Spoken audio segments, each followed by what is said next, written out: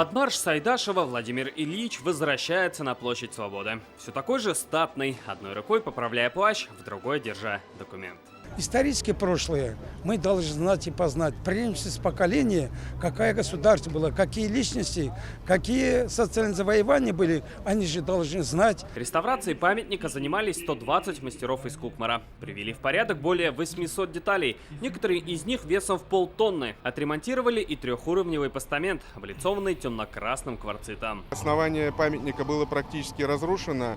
Это была сложнейшая реставрация, тем более учитывая сроки, зимние условия. Мы выдержали все эти трудности, и на сегодняшний день мы можем дать гарантию, что этот памятник уже будет стоять даже не 100 лет, а намного больше. Сама площадь Свободы без Ленина, кажется, была опустошенной. Ведь памятник видел и празднование Октябрьской революции в советское время, и лихие 90-е, и массовые гуляния 21 века.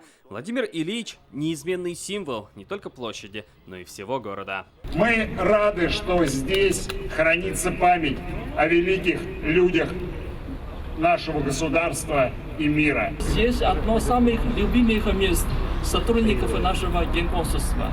Мы постоянно здесь посещаем, и до пандемии, как я помню, здесь тоже многие китайские туристы тоже посещают. То, что Владимира Ильича здесь не хватало, отмечают и прохожие, и автомобилисты. Мне очень нравится, конечно, да.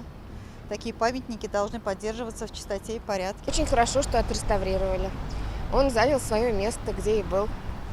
Мне нормально, мне хорошо. Историю мы любим. А памятник только помогает хранить историю. С возвращением, Владимир Ильич.